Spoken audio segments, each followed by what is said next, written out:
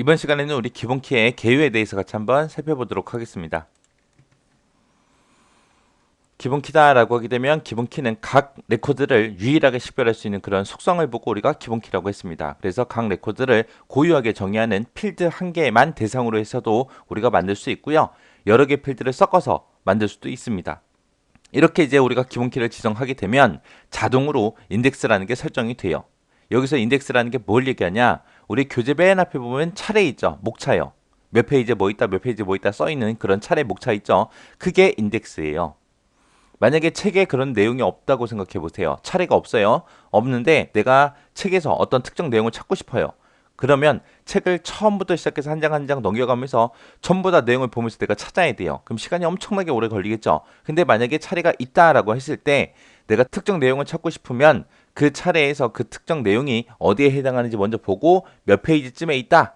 그걸 찾아가지고 이제 그 해당 페이지로 넘어가서 이제 찾으면 더 빨리, 더 쉽게 찾을 수 있겠죠. 그것처럼 이런 기본키도 그런 인덱스가 자동으로 설정이 돼요. 그래서 신속하고 정확하게 정보를 찾거나 정렬할 수 있게 도와주는 게 우리 인덱스입니다. 이런 인덱스가 기본키를 지정하면 자동으로 설정이 돼요. 우리가 테이블을 만들어 놓고 우리가 기본키를 꼭 지정해야 되는 건 아니에요. 기본키를 설정하지 않아도 돼요. 설정하지 않고도 다른 테이블과 관계 같은 것들을 우리가 전부 다 설정할 수 있습니다.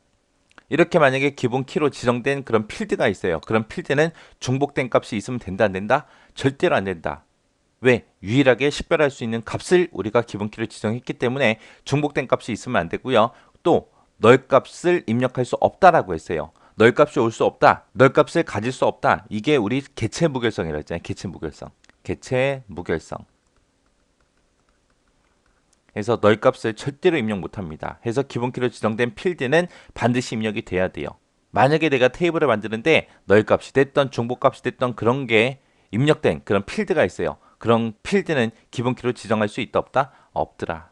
우리가 기본키를 지정할 때 모든 데이터 형식을 다 대상으로 할 수 있는 건 아니고요. OLE 개체가 됐든 메모가 됐든 첨부 파일이 됐든 계산 형식이 됐든 이런 데이터 형식을 가지고 있는 그런 필드 있죠. 그런 필드는 기본키로 설정할 수 없어요. 기본키가 될 수 없습니다. 요거 잘 기억하세요. 기본키를 지정하게 되면 자동으로 인덱스가 설정된다 그랬어요. 그때 인덱스의 속성은 중복 불가능으로 자동으로 그렇게 설정이 됩니다.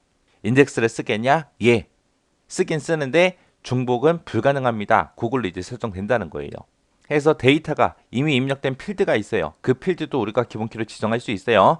지정할 수 있긴 한데 혹시나 만약에 중복된 데이터가 있다라고 했을 때는 오류 메시지가 표시가 됩니다. 우리가 기본 키라는 거를 하나의 필드를 대상으로 해서 만들 수 있다 그랬어요. 그리고 여러 개를 가지고도 만들 수 있다는데 만약에 내가 여러 개 필드를 합쳐서 내가 기본 키로 지정을 했어요. 그때는 딱 한 개만 그렇게 지정할 수 있습니다.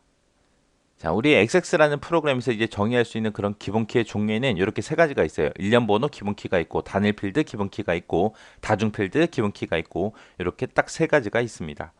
일련 번호다 그러면 일련 번호는 자동으로 숫자 매겨주는 거죠. 해서 레코드가 새로 추가될 때마다 일련 번호가 자동으로 입력되는 것을 우리가 지정하는 거예요.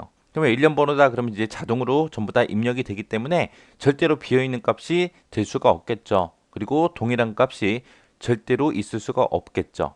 그렇게 해서 일련 번호 형식의 그런 필드를 우리가 기본키로 지정하는 걸 보고 일련 번호 기본키라고 부르는 거고요. 단일 필드 기본키다, 다중 필드 기본키다 그러면은 필드를 한 개 썼냐 여러 개 썼냐 그거죠.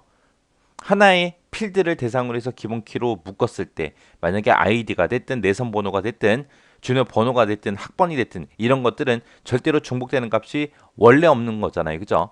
이런 값들이 입력된 그런 필드를 우리가 기본키로 지정하는 걸 보고 단일 필드 기본키라고 하는 거고요. 다중 필드 기본키다라고 했을 때는 고유한 값을 갖는다 그런 확신이 없을 때 두 개 이상의 필드를 우리가 묶어서 기본키로 그렇게 지정하는 걸 보고 다중 필드 기본키요.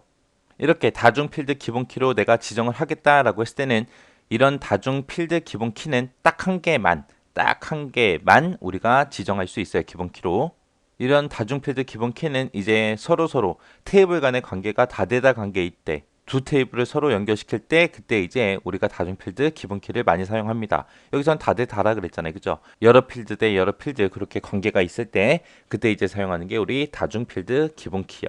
이렇게 해서 이제 기본키에 대해서 알아봤는데 우리 키들 종류에는 여러 가지가 있었죠. 그 중에서 우리 기본키가 가장 중요하다라고 했습니다. 그래서 그 중요한 만큼 우리 기본키가 시험 문제 엄청나게 많이 나와요. 많이 나오니까 특징, 종류 정확하게 여러분들이 기억하시고 지나가시기 바랍니다.